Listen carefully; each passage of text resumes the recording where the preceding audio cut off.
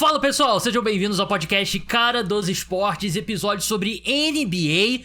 Um dia antes do que de costume, vou deixar vocês com um programa aqui, preview dos jogos das quartas de final das Olimpíadas, mas também falaremos sobre NBA. A ESPN publicou uma matéria um tanto quanto polêmica sobre o mercado de transferências da liga, né, que aconteceu no mês de julho, com votos de executivos, olheiros, técnicos de forma anônima, e tiveram algumas escolhas bem interessantes. Então, esse vai ser o primeiro tópico, depois a gente vai entrar nas Olimpíadas um dia antes do que de costume. O próximo episódio vai ser na quarta-feira, sobre NBA, 100% sobre NBA, já está gravado, inclusive. Eu e o Vitor Buratini, a gente simulou um draft de expansão, né, que é o que acontece quando a liga tem um ou mais times novos, e ao que tudo indica, teremos até o final da década 2 times novos, e a gente fez presumindo que um time vai ser em Seattle, outro em Las Vegas, que eu acho que é o mais provável, né? Rodrigo, você imagina qual time que eu comandei, o de Seattle ou o de Las Vegas?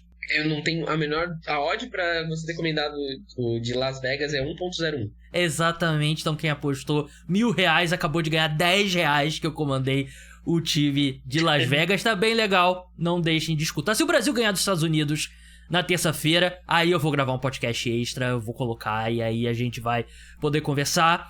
Mas você já ouviu, tô aqui com o meu amigo Rodrigo Moisés, jornalista, um dos poucos, acho que o único convidado do podcast Cara dos Esportes que eu convido pra falar sobre NFL e sobre NBA. Porque eu falo sobre os dois, eu tenho um roster, né, um elenco de convidados de NFL, um elenco de convidados de NBA. Rodrigo é um dos poucos que eu convido pra falar dos dois. Rodrigo, por favor, pare de mexer a sua câmera, estabilize a sua câmera, por favor. Rodrigo, seja bem-vindo mais uma vez aqui ao programa. Empolgado com as Olimpíadas? Empolgado. Eu até peguei férias pra dar no mesmo período da Olimpíada, né? Então, empolgado assistindo todos os esportes possíveis. Quem diria, gostei muito do Rugby Sevens. Eu não gostava muito, mas eu gostei muito do Sevens. Achei muito dinâmico, muito rápido. Achei bem interessante. E sobre a câmera, eu sou da época do podcast FA Hoje, raiz, né? Então, na época não tinha câmera, né? Filmado realmente só com o áudio. Às vezes gravava também aqui pra ficar de backup pro Gabriel caso acontecesse alguma coisa. Verdade, bons tempos. Tinha isso, né? E sobre NBA e NFL que é two-way, né? Cara, que eu sou o 3&D, jogo no ataque, jogo na defesa e é isso aí. Então siga ele lá no Twitter, @rmoisés. Tenho assistido bastante das Olimpíadas também, inclusive, primeira vez quer dizer, não é a primeira vez, né, mas tivemos um assalto transmitido ontem nas Olimpíadas, né, no jogo Brasil e França, né, que foi, tava falando com o Rodrigo antes de começar a gravar, foi um dos mais absurdos que eu já vi num evento esportivo, aqueles 19 minutos de acréscimo. Foi um assalto e foi uma vergonha, espero que a árbitra seja banida, mas vamos começar falando sobre a NBA antes de entrar no preview dos confrontos das quartas de final. Antes, pessoal, você que tá escutando no Spotify, deixa 5 estrelas, é muito importante pro podcast lá na avaliação. Segue também se você já não segue, liga a notificação, aquela coisa toda. Você que tá no YouTube, se inscreve, deixa like, deixa comentário, aquela coisa, segue. Seja qual for o aplicativo de podcast que você tá escutando o programa. Vamos começar, Rodrigo, antes de entrar nos tópicos, nas perguntas em si, né? São várias perguntas que o Tim Bontemps da ESPN fez pros parceiros dele lá que trabalham na liga, né? Primeiro tópico aqui que a gente achou engraçado, 18 pessoas responderam só, né? Que ele fala, não, porque entrevistei executivos, técnicos, não sei o quê. 18 pessoas responderam, né? Pelo jeito, muita gente deixou ali nos 2 tiquezinhos azul lá pro Tim Bontemps. Mas eu achei algumas... Assim, claro, são várias pessoas diferentes, trabalham em times diferentes. Algumas respostas aqui vão ser contraditórias. E eu achei algumas meio bizarras, inclusive. Antes de entrar aqui, não quero dar spoiler, mas não tem um consenso, né, que parece ter do lado de fora, porque essas pessoas são que trabalham dentro da NBA. Exatamente, né? Como você falou de novo, o espaço a mostrar um pouco esquisito, mas dá pra gente tirar essa fotografia interessante do que esse pessoal que trabalha na NBA tá achando. E na própria matéria também, o repórter ele cita que não foi uma off-season tão movimentada assim, né? Então acho que isso diz um pouco que quando a gente tem esses big moves, assim, geralmente a gente consegue. As opiniões são um pouco mais polêmicas, mas como elas são mais, né, cravadas. Agora, quando não tem tantas movimentações assim, aí abre margem, o pessoal tem que ser um pouco mais criativo com as respostas e a gente vê esse balanceamento, né? E a própria off-season mais parada já é um efeito das novas regras, né, do teto salarial, o negócio do segundo teto, second apron, né, e tal. Então você vivia um pouquinho menos de movimentação. Vamos entrar aqui. A primeira pergunta é bem direta, bem simples. Qual time teve a melhor off-season, né? Esse período aí após o fim da última temporada. Eu acredito que aqui ele inclui um pouco também de draft e tudo mais. Philadelphia 76ers foi o primeiro colocado com 8 votos. New York Knicks, segundo com 5. Oklahoma City Thunder com 3. Boston Celtics com 2, né? Me surpreendeu um pouco porque o Celtics não acrescentou ninguém, né? Mas eu acho que o fato de ter renovado com o Tatum, o fato de ter renovado com o Derek White, eu acho uma conclusão. Eu não votaria como o vencedor, mas não acho absurdo eles aparecerem aqui e não acho absurdo esses 4 times aqui. O Philadelphia 76ers, na minha opinião, é o time que mais melhorou mesmo, né? Da última temporada para essa off-season. Aqui não tem nenhum problema. Você, como torcedor do Celtics, concorda com essa presença do Celtics? É uma boa off-season, né? É um pouco frustrante, porque tu sempre quer algo a mais, né? Tu sempre fica pensando o que tu pode melhorar, tu fica naquela dúvida, pô, será que o Horford vai aguentar de novo? Né? Pô, e se o Porzingis machucar e tal? Então, fica aquela dúvida, mas ao mesmo tempo ter renovado com todo mundo, e até com esses role players, com Peyton Pritchard, com Sam Hauser, que também ganharam esses contratos médios, assim, e o fato do Celtics ter conseguido fazer essa engenharia para encaixar todo mundo, para pelo menos ficar 1 ou 2 anos com esse núcleo e sendo competitivo, foi uma boa off-season, sim. E aquela coisa, né? Numa off-season onde tu não tem tantos movimentos assim, então um time que é campeão e que consegue manter o seu elenco, aí provavelmente vai ter realmente uma avaliação positiva. Desculpa, eu achei interessante a estratégia do dono do Celtics, né? Que ele distribui contrato, tira foto com todo mundo, e aí no dia seguinte bota pra vender o time, né? Então não vai ser ele que vai pagar o contrato do Tatum, não vai sair do bolso dele contrato do Derek White, contrato Sam Hauser e tal. Achei uma boa estratégia, né? E os outros são óbvios, né? Philadelphia 76ers contrata o Paul George, o New York Knicks troca pelo Mikal Bridges, o Oklahoma City Thunder que é mais uma soma ali, né? Eles conseguem renovar com a Isaiah Joe e com o Aaron Wiggins, 2 bons contratos eu achei, trazem o Alex Caruso também numa boa troca, e trazem o Isaiah Hartenstein, que eu já falei aqui, eu achei um pouco caro, mas é um cara que supre uma necessidade grande da equipe, né? Então não temos grandes problemas aqui. Qual time teve a pior off-season, né? E aqui teve um Big Tree disparado. Denver... Só pra falar, eu concordo que o Sixers teve a melhor off-season, tá? Só porque eu falei um pouco do Celtics, mas eu concordo que o Sixers teve a melhor off-season. Só pra deixar claro. O Paul George, né? Acho que era o grande nome disponível de verdade, né, no mercado. E eu até acho que, por exemplo, renovar com o Kelly Oubre, eu achei que foi uma boa também, foi por um bom valor. Eu acho que é um time que tá melhor. E eu acho que é talvez o grande candidato. Se livrar do Tobias Harris. Se livrou do Tobias Harris também, que pro meu desespero não saiu da minha vida. Denver Nuggets, eles colocaram com um time com uma pior off-season, com 6 votos. Número 2 eu achei estranho, Chicago Bulls 5, Clippers 4, concordo plenamente, Lakers 1, Knicks 1, Pistons 1, né, número de votos. Quem votou no Knicks eu não entendo, né? Alguém que não gosta de Mikal Bridges, alguém que desconfia do OG Anunoby. O que você achou do Denver Nuggets ser o número 1? De novo, acho que faz sentido, né? Não tem muito pra onde correr, porque assim, o Nuggets já é um time que a gente... desde que eles perderam o Bruce Brown, esse time começou aos poucos, tipo, parecia que tá faltando um elenco de apoio, assim, né?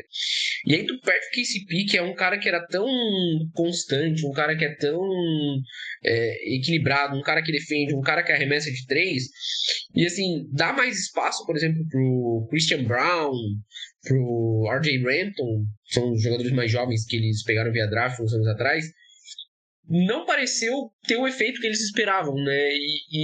E ao sair o KCP, o que parece é que eles apostam ainda mais nisso.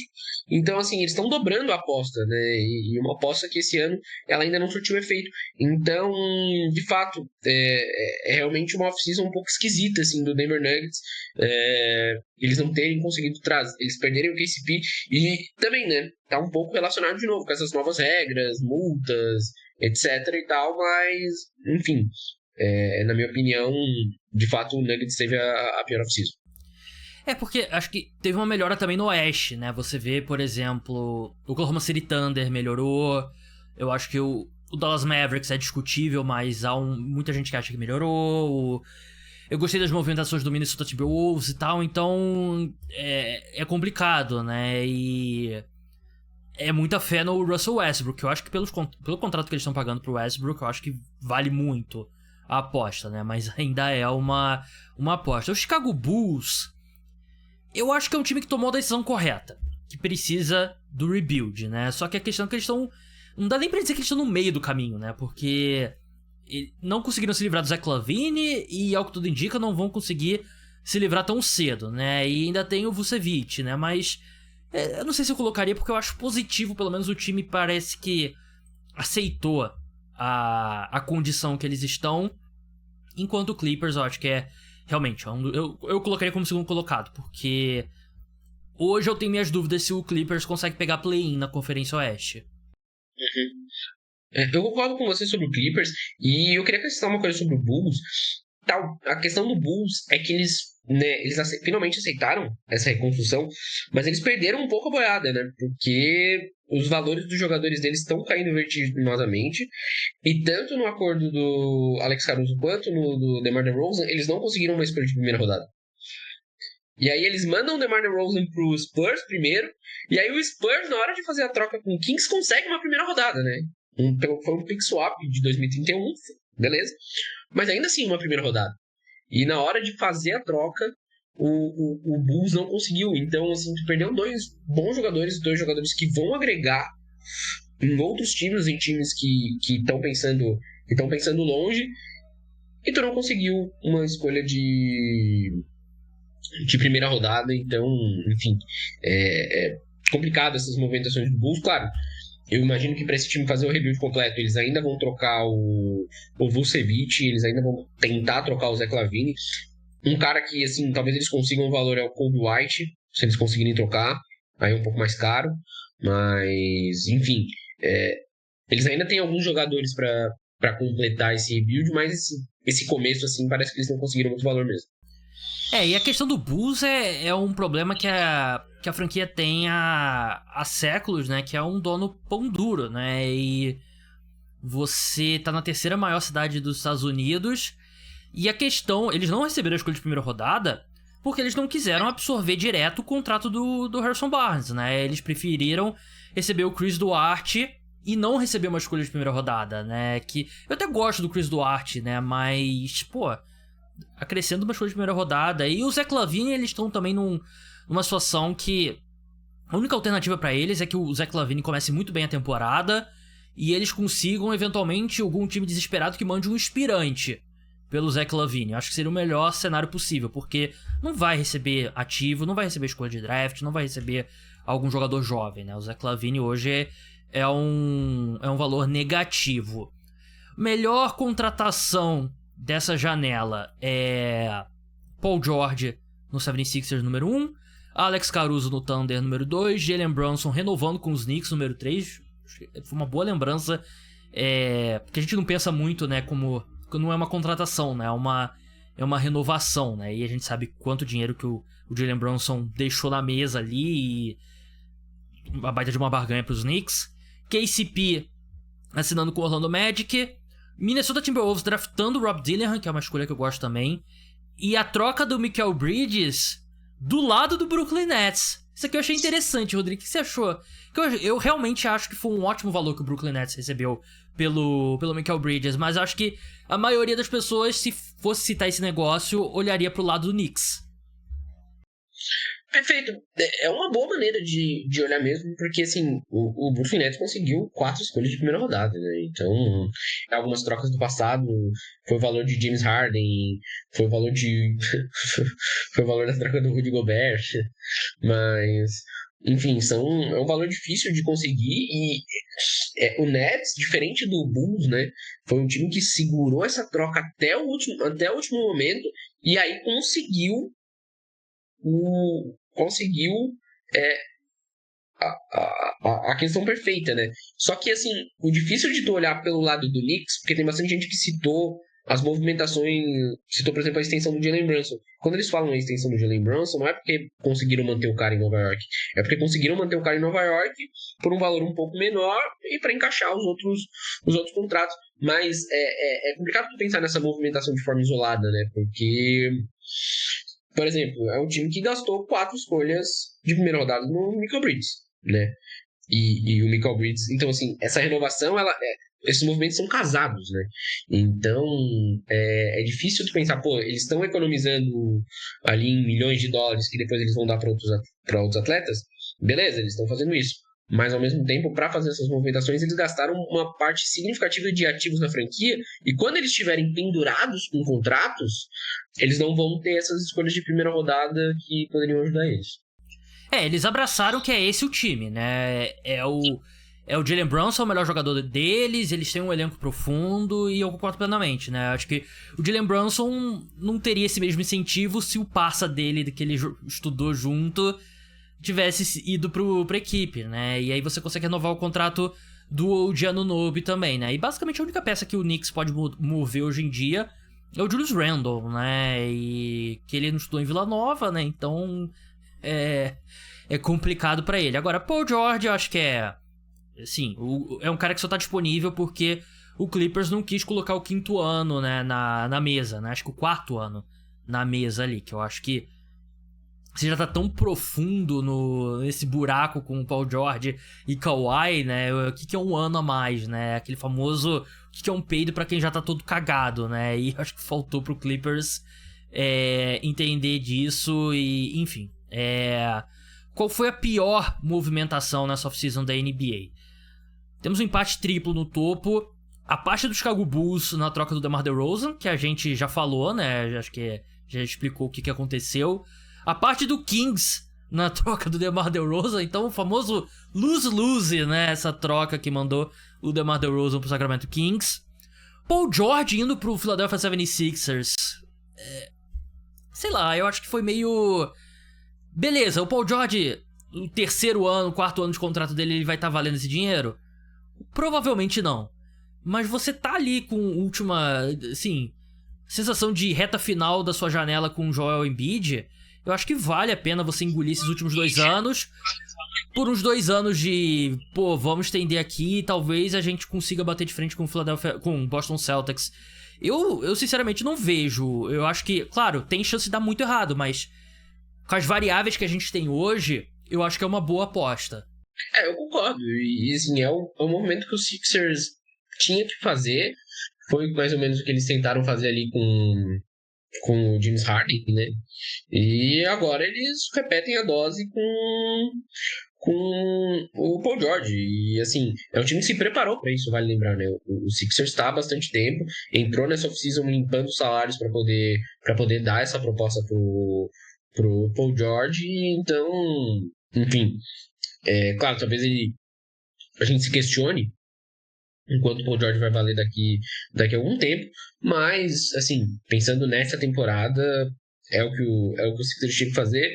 E a NBA se mostrou que tu dá esses contratos gigantescos assim, não são coisas sem saída, né? Olha aí o Brooklyn Nets se reconstruindo como que tá, né? Então é um time que, pô, eles pareciam que eles tinham hipotecado o mundo quando eles trouxeram Harden, Kyrie Irving e KD, e aí hoje a gente vai ver um time que conseguiu, por exemplo, 4 escolhas do Knicks e, enfim, continua somando escolhas de primeira rodada e se envolvendo em trocas e tá num rebuild interessante. Então, de novo, né, acho que o Sixers arrisca com o Paul George, mas também não é nada que seja impossível de sair. É uma aposta que, se der errado, ainda é uma boa lógica, né? Que você olha pra trás e fala, pô... É porque muitas vezes as pessoas analisam muito o resultado, né? É óbvio, né? Esporte tem um resultado bem direto, né? Ou o 76ers vai brigar por título ou não vai brigar por título. Mas hoje, com as informações que a gente tem, não foi uma aposta ruim. Eram boas odds. Eles pegaram boas odds, não deu certo. Acontece, tipo a gente com o jamaicano que perdeu por 0,0015, né? Nos 100 metros lá contra o Noah Lyles, né? As odds eram boas. O cara perdeu por 1 milésimo de segundo. Pô, o que a gente vai fazer? Não tem como controlar isso, né? Denver perdendo o KCP, aparece logo em seguida, né? A gente já falou também. Mikal Bridges pro Knicks. Achei interessante aquilo que a gente falou, né? O pessoal gostou bastante do lado do Brooklyn Nets. O lado do Knicks nem tanto. De fato, você citou, né? A troca pelo Rudy Gobert. Você mandar 4 escolhas de primeira rodada e tantos ativos pra um cara que não é All-Star, nem vai ser All-Star, assusta um pouco. Eu acho que no contexto faz sentido, mas realmente é muita... Porque se ele tivesse estudado, sei lá, na Universidade Federal de Santa Catarina, ele não teria o mesmo valor de troca, né? Então assusta um pouco, mas eu acho que no contexto do Knicks, eu acho que é uma troca que dá pra defender. Uhum. Eu concordo contigo, a questão do Mikal Bridges, de novo, né? E assim, mais do que o poder da amizade, né? Acho que essa troca ela traz um encaixe interessante dentro de campo, né? São jogadores que funcionam dentro de campo, dentro da quadra, né? Enfim, eu pensei no field, mas de qualquer forma, sim, são jogadores que marcam múltiplas posições. Pode jogar um small ball, são jogadores que vão funcionar com o Jalen Brunson, tu pode escalar 5 jogadores mais baixos que eles vão conseguir dar conta. Então, enfim, foi uma boa movimentação do Knicks nesse sentido. O Knicks montou um elenco bem equilibrado, bem coeso. E, enfim, tem uma outra que eu gostaria de destacar, que é o Evan Mobley Extension em Cleveland. E aí a gente tá falando de worst move, né? Então é um move. Mas eu queria destacar aqui a extensão do Evan Mobley com a extensão do Jarrett Allen. Pra mim é terrível. Assim, o Cleveland, pra mim, ele se comprometendo a longo prazo com esse formato de 2 pivôs que não espaçam a quadra e que, pra mim, isso não dá certo. A gente fala do Towns com o Gobert, mas pra mim isso é ainda pior. Assim, e pra mim isso atrapalha o desenvolvimento e atrapalha a atuação dos 2 jogadores. E o Cleveland parece que vai com isso a longo prazo. E, enfim, então eu acrescentaria também essa movimentação, essa off-season aí do Cleveland Brown, das movimentações que eu não gostei dessa off-season. Cleveland Brown não, Cleveland Cavaliers. Eu tô no field. Tá no modo NFL, Rodrigo. Cara, a questão do Allen, eu acho que é muito mais uma questão deles quererem manter o ativo, e ele tem valor. Eu acho que, eu concordo plenamente. O Towns e o Gobert deram certo, né, que eu acho que é questionável. Tudo bem, chegaram na final de conferência, mas eu ainda acho que nenhum não ajuda muito o outro. Mas porque o Towns é um grande arremessador de 3, né? O Mobley não é isso e o Allen muito menos, né? Mas eu acho que é muito mais uma questão de manter o ativo e eu não tenho muito problema quanto a isso, não. E, enfim. Pelicans trocando pelo DeJounte Murray, que eu concordo, não gostei dessa troca. Não acho que ajuda o Pelicans. A inatividade do Los Angeles Lakers, né? Que acho que todo torcedor dos Lakers tá bem insatisfeito com isso. A parte dos Bulls na troca entre Alex Quem botou nessa foi o LeBron James. Verdade, foi o jogador anônimo, né, que foi entrevistado aqui. E o Isaiah Hartenstein indo pro Oklahoma City Thunder, que a gente falou, né, é um contrato salgado, né, 27 milhões de dólares pro que o Hartenstein é um pouco caro, mas também é um cara que se tá pagando, sei lá, você tá morrendo de fome e você pagou, sei lá, R$40 num sanduíche do McDonald's, né? O sanduíche do McDonald's é gostoso, vai satisfazer a sua fome, né? Mas vale R$40? Não vale R$40, né? Mas você tava com fome, só tinha uma opção. Então é mais ou menos o paralelo que eu faço com a movimentação mais surpreendente nessa off-season, né? A troca do Mikal Bridges, que eu realmente acho que o timing não teve muita especulação, né? Tipo, todo mundo sabia, era o sonho do Knicks, mas beleza, e aí? E aí, pum, quando veio a troca, aconteceu. Paul George deixando os Clippers, né? Que, pô, era a maior carta marcada dessa off-season, né? Não sei como é que o pessoal se surpreendeu por isso. Eu concordo também. Parecia muito claro que o Paul George ia sair do Clippers. E, pô, parecia muito claro que ele ia pro Sixers, né? Sim. Até aqueles casos que... Foi até curioso não ser aquele tipo de transferência que acontece 2 segundos depois de abrir o mercado, mas isso era um movimento que estava todo mundo esperando. Mas, de novo, sobre a do Bridges eu concordo, especialmente quando a gente fala de valores, né? A gente tá esperando 2, no máximo 3 escolhas rodadas aí contando o pick swap, mas 4 realmente foi um negócio meio arrebatador, porque o difícil do Mikal Bridges ir pro Knicks era tipo, o que o Knicks vai dar em troca, né? E, enfim, tá aí o que o Knicks deu em troca. Eu acho que eles tiveram que pagar, tipo, 120% do valor por ser o time da mesma cidade, né? E ter... Não que seja uma rivalidade, né? Porque nem se compara o tamanho do Knicks, o tamanho do Brooklyn Nets, né? Mas você tem que pagar algo a mais, né? Enfim. Demissão do Monty Williams, que eu colocaria como uma surpresa positiva, surpresa bem feliz do meu lado. KCP deixando os Nuggets, extensão do contrato com o Jalen Brunson, que eu concordo, acho que o valor que foi. Outra aqui que, pô, a Isaiah Hartenstein pro Thunder era mais telegrafada, todo mundo, todas as matérias, os melhores encaixes do mercado de free agents, Hartenstein no Thunder. Não sei, porra, quem que... Acho que é o Rob Pelinka, né, que respondeu essa, né? Só ele ficou surpreso do Hartenstein pro Thunder, né? Rob Dillingham trocado pro Spurs. Alguém é muito fã do Rob Dillingham nesse exercício, né? Porque não é a primeira vez que ele é citado. Tobias Harris pros Pistons, né? Aí é uma surpresa negativa. E DeJounte Murray pros Pelicans. Acho que é isso mesmo. Nenhuma me veio à mente. Mas é bem por aí. E, de novo, né? Mostra como... Enfim, é uma off-season até meio parada e essas movimentações, assim, acabam sendo... As respostas acabam ficando bem variadas. Verdade. Até algumas que apareceram nos dois, né? Que é meio bizarro. Qual foi a maior trend da off-season da NBA, né? Diria a maior moda, né? A maior... Qual seria uma tradução melhor pra trend, Rodrigo? Cara, é tendência, né? Tendência, ótimo. Excelente, Rodrigo. Fluente, formado no CAA. Times navegando a nova Luxury Tax, né? Nos novos tetos. Foi a disparada número 1. Número 2, times meio travados, sem atividade. Times investindo em profundidade nas alas, né? Que eu acho que é o efeito Boston Celtics, eu diria, né? E sempre quando tem um time campeão, você acaba vendo vários times tentando copiar o modelo, né? E o Boston Celtics é essa profundidade nas alas e times buscando uma terceira estrela que não receba o salário máximo. E aqui não tem como não ser os times mesmo que estão buscando, estão navegando ali o segundo teto salarial, que agora você ultrapassa o segundo teto salarial, você tem algumas penalidades e tudo mais. E um que a gente não... Acho que eu não cheguei a discutir aqui no podcast, não sei se você viu isso, Rodrigo.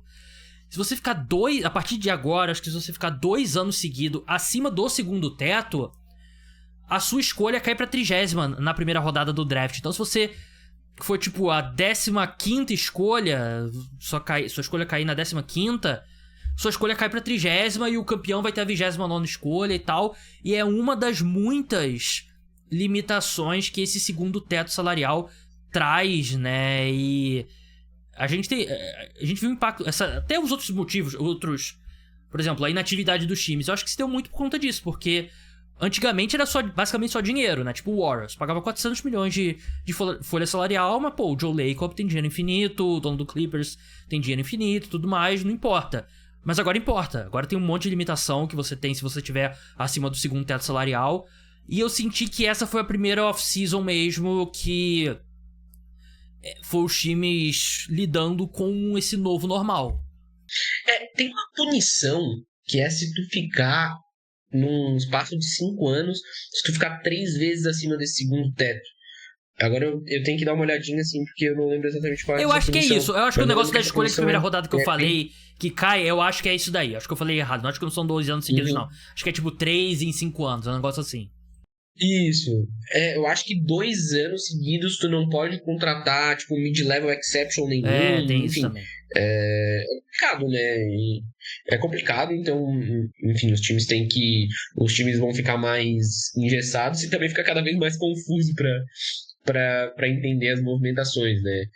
Ao menos o teto salarial está crescendo bastante e, enfim, a NBA coloca um limite de quanto que ele cresce por ano, né? Para não acontecer aquela... Porque isso é uma loucura, né? Porque a NBA não colocou um limite de, de quanto o teto salarial podia crescer, e o Sudão do Sul tá jogando bem nas Olimpíadas, né? Então é um Eu efeito não, borboleta não tinha pensado nisso. gigantesco, né? Eu não tinha pensado nisso, é verdade. Porque o Luol Deng, É, porque o Luol Deng, que é o jogador que ele defendia até a seleção do Reino Unido, mas ele tem essa descendência sul-sudanesa.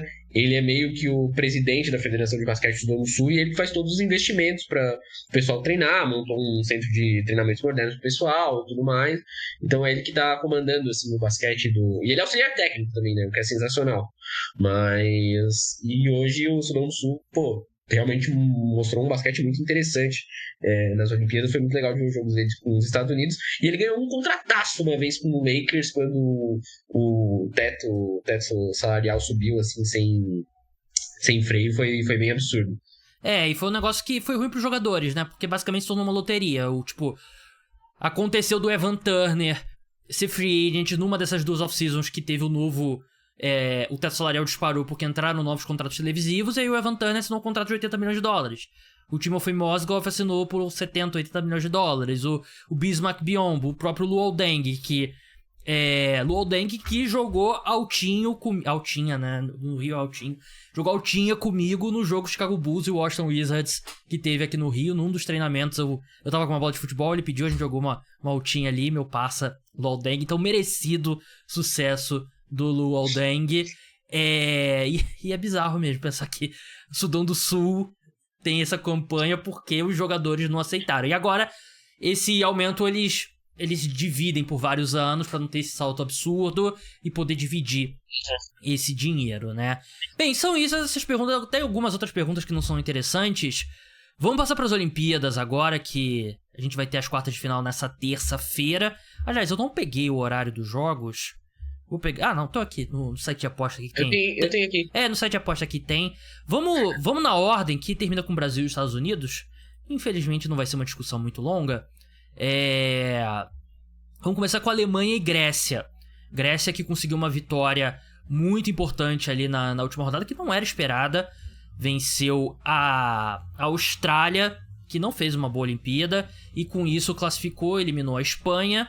A Grécia vai enfrentar a Alemanha. A Alemanha favorita por 7,5 pontos. Vitória direta da Alemanha 1,27, da Grécia 3,80. A Alemanha, que até no Power Ranking da FIBA foi a segunda melhor seleção, né? Atrás apenas dos Estados Unidos. Eu acho justíssima, né? Atual campeão do mundo. E a sensação é que pegou o mesmo basquete de alto nível que estava jogando na Copa do Mundo. O time tem uma base forte. Que, assim, tem os irmãos Wagner, mas o grande jogador é o Dennis Schroeder, né? Tanto que ele foi o porta-bandeira da seleção na cerimônia de abertura, né? Assim como o LeBron foi dos Estados Unidos.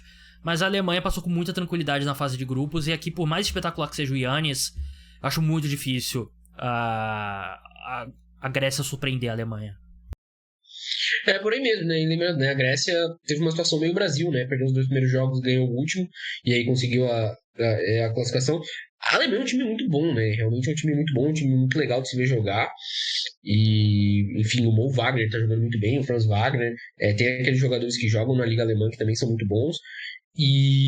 Só que assim, eu diria que dos jogos que a gente tem eu acho que esse é o jogo com maior chance pra zebra ganhar, na minha opinião.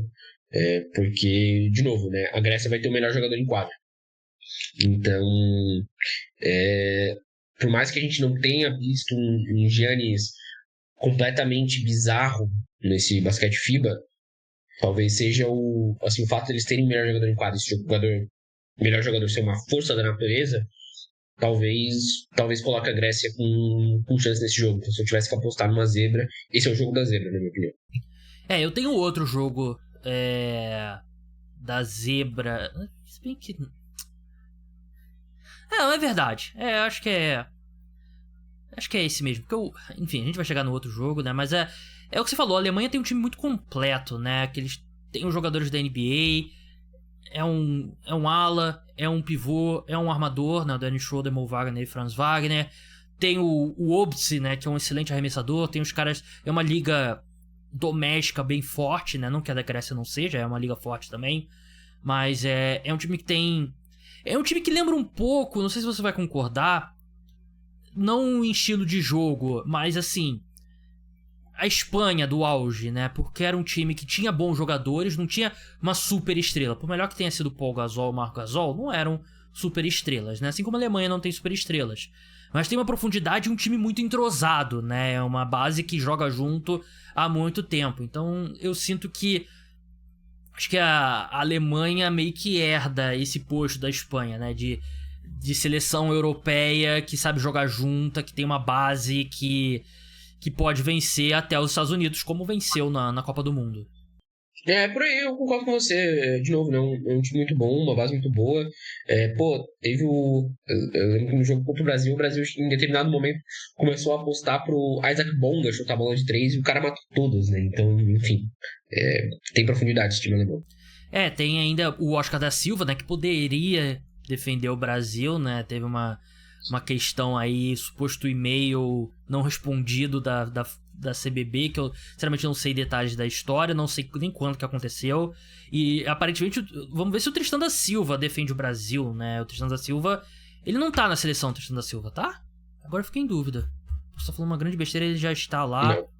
Não. É o Oscar da Silva que tá lá. Isso. Tem certeza, Rodrigo? Eu não senti muita firmeza em você, não.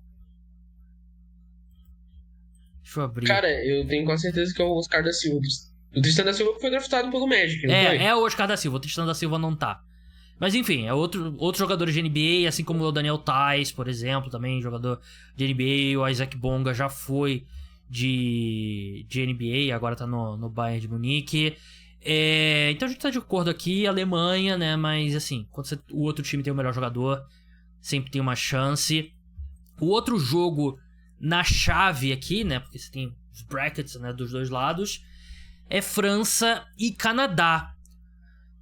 Donas de casa, França. Canadá é favorito por 6,5. E vitória da França dá 3,40. Do Canadá dá 1,33. Eu fiquei em dúvida porque eu acho que a França jogou um basquete bem pobre nessas Olimpíadas. Mas ao mesmo tempo, a gente tem visto que tem sido arbitragem a favor da França nessas Olimpíadas, né? Não só no basquete, mas em tudo, né? O Brasil foi assaltado no futebol, ainda bem que o Brasil conseguiu resistir e tal, eu tô muito revoltado ainda. Mas, assim, o Canadá é um time bem melhor, foi mais testado, né? Na primeira fase, pegou uma fase de grupos mais difícil. Tem o Shai Gilgeous-Alexander, que é espetacular. Só que o garrafão do Canadá é fraco. Bem fraco, não tem o Zach Edey, gigante, o garrafão deles é do Dwight Powell, Kelly Olynyk, e a França tem o Victor Wembanyama. Então a força da França é justamente o ponto fraco do Canadá, e eu acho que vice-versa também, porque o backcourt da França tem sido muito ruim. O que você vê pra esse jogo, Rodrigo? De novo, né, pra mim, você matou a charada aqui, porque a questão é que a França não tem conseguido alimentar tanto o Wembanyama, e o Wembanyama tem jogado muito sozinho, né, e ele criando o próprio arremesso. Ele é um cara que tem qualidade para fazer isso, obviamente, mas o cenário ideal seria um armador realmente alimentando ele, né? E o Albc e o Nando De Colo, que é um cara que já tem seus 37 anos, não conseguem fazer isso com eficiência. Então, realmente, o Wembanyama tem que pegar, às vezes, a bola longe do garrafão, ou é um time que depende muito de bloqueios e outras coisas para tu tentar achar um mismatch do Wembanyama ali embaixo, uma coisa que funcionou contra o Brasil ali no segundo período e no terceiro também. Mas, enfim, contra um time um pouco melhor, como como o Canadá, acho improvável.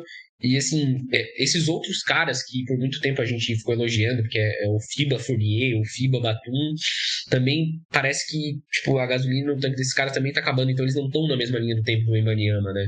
E, enfim, de novo, né? É uma geração da França que parece que ela não tá se complementando ali, e o time do Canadá é muito mais coeso. Tipo, o Canadá tem outros bons jogadores, tem o Dort, tem o Dillon Brooks, o RJ Barrett tá fazendo uma boa Olimpíada, então, enfim, pra mim é um time um pouco mais pronto, e assim, o Canadá vai acelerar o jogo, né? E a França é um time que acho que não vai conseguir acompanhar o ritmo.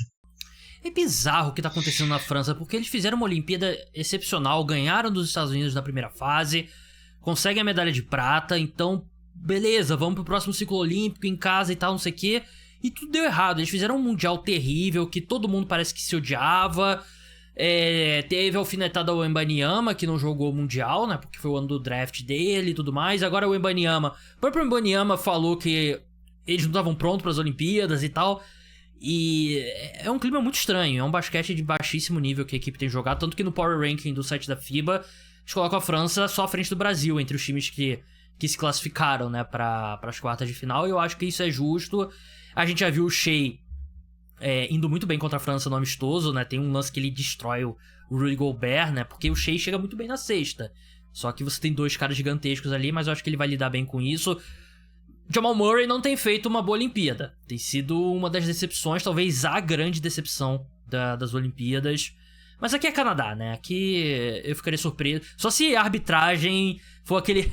arbitragem do árbitro de França e Canadá quando viu a França do outro lado. Aí é aquele videozinho do LeBron, né? Tocando aquela musiquinha no Twitter. Você já viu aquele... Você já viu aquela história da final olímpica de União Soviética e Estados Unidos em 1900 e... acho que era 72? Não sei. Na época da Guerra Fria. Que o árbitro... Os Estados Unidos faz uma cesta no final do jogo pra virar. Aí sobra tipo 0.09 no relógio, a União Soviética não consegue fazer a posse, acaba o jogo, desce um delegado lá no final da partida com os Estados Unidos comemorando em quadra e fala que a mesa contou o tempo errado. E aí a mesa volta, a União Soviética tem tipo 3 segundos e a União Soviética ganha o jogo, ficou num placar baixíssimo, acho que é 51-50. Eu vi um vídeo no... Pô, acho que era do Andrei, aquele Andrei, enfim, que é jornalista. Nunca ouvi falar. Mas, enfim, depois pro ouvinte aí pesquisa essa história, porque é realmente um negócio fabuloso e eu não duvido acontecer isso com a França nessas Olimpíadas. Verdade. Tipo o que aconteceu Marrocos e Argentina, né? Que aconteceu na primeira fase do futebol, né? Tipo isso. O VAR ficou o jogo parado um tempão. Vamos passar pro outro lado do bracket, né? Do chaveamento. Vamos falar de Sérvia e Austrália, que pra mim é o segundo jogo com maior desvantagem, apesar de ter mesmo handicap de Alemanha e Grécia. Sérvia é favorita por 7,5 pontos, vitória da Sérvia tá pagando 1,34, da Austrália 3,35. A Austrália começou bem, teve um ótimo primeiro jogo. Josh Giddey jogou muito bem no primeiro jogo, né, contra a Espanha, mas aí a gente viu que talvez a Espanha não fosse tão boa assim. Os outros jogos da equipe não gostei do desempenho, né. O Giddey até que... O jogo contra o Canadá, o Giddey foi relativamente bem. O jogo contra a Grécia, não. E eu não confio muito nesse time da Austrália. É um time que tem muito jogador que você conhece de nome, tem muito jogador da NBA, né? O time até que na hora de fechar o elenco pra disputa da Olimpíada, cortou um jogador da NBA, né? Cortou o Tybal, né? Que não conseguiu vaga no elenco final. Mas ainda assim, eu acho que a vantagem é bem grande da Sérvia, que foi espetacular na primeira fase? Não. Mas fez exatamente o que a gente esperava. Perdeu para os Estados Unidos, talvez por um pouco mais do que a gente gostaria. Quer dizer, quem se simpatiza pela Sérvia, eu no caso simpatizo pelo Jokic, né? Então gostaria de ver. E também que o meu palpite pra ser medalha de prata. Mas atropelou Porto Rico, atropelou o Sudão do Sul, e eu acho que a Sérvia é superior em tudo à Austrália, e eu acho que é uma vitória tranquila da Sérvia aqui. Eu concordo, né? A Austrália vinha bem até antes da Olimpíada, né? Isso que é curioso, porque as Olimpíadas fizeram aqueles anos todos contra os Estados Unidos, deram trabalho. Depois eles ganharam da Espanha com tranquilidade até, e enfim, né? Mas como você falou, na Espanha não era tudo aquilo, e aí quando eles enfrentaram times melhores, eles acabaram perdendo os outros jogos, então De novo, né? Não espero um grande jogo entre Sérvia e Austrália. Inclusive, esse handicap 7,5 da Sérvia me agrada bastante. Gosto bastante também. Vou apostar provavelmente assim que a gente encerrar. Quarto jogo, literalmente quarto jogo, né? Vai começar 4h30 no horário de Brasília, na terça-feira, dia 6 de agosto. Brasil e Estados Unidos. Estados Unidos são favoritos por 26,5 pontos. Não dá nem pra apostar em vitória direta do Brasil ou dos Estados Unidos, né? Não tem odds pra isso nesse site que eu tô olhando aqui. Deixar registrado que tá lá no WhatsApp meu e do Rodrigo. O Rodrigo perguntou, quanto você acha que vai ser o Brasil? Quanto que os Estados Unidos vai ser o favorito? Aí eu chutei 27,5. Então, aproximei bastante. Acho que abriu 25,5 e andou, né, Rodrigo? Se eu não me engano, a linha. Mas... Acho que foi 28,5, se não me engano. Então caiu. Cara... O Brasil não tem chance. Não tem jeito, o Brasil não tem chance. O que o Brasil pode fazer pra ficar mais apertado esse jogo? Legal, dentro das 4 linhas. Nada de... Eu botei no vídeo, né? Tipo, sequestrar o Brony, né? Talvez seja uma boa, né? Mas dentro das 4 linhas... Dentro das 4 linhas, infelizmente, não é possível. Acho que o melhor jogador do Brasil não chegaria nem perto de ser convocado, né? E, enfim, eu acho que é basicamente isso. Por aí, né? De novo... É engraçado, né? Porque quando eu tenho a impressão que você fala, o Brasil não tem nem chance. Você fala justamente pra depois cortarem o vídeo, né? Vai acontecer um crime, vão cortar o vídeo e você tá torcendo por isso, porque eu tô, né? Eu tô torcendo pra gente estar redondamente enganado aqui. Mas improvável, né? Praticamente impossível, como você falou, não tem nem opção de apostar no Brasil. Dá pra você apostar que o Brasil ganha o primeiro tempo, pagando 11. Inclusive. Não, mas assim, eu acho que 26,5 o Brasil cobrir, eu não acho que é um absurdo, não. Que eu acho que o sonho aqui é perder menos de 20. Isso eu não acho impossível.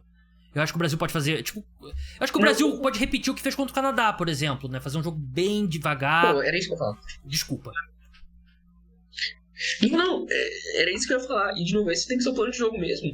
E assim, inclusive...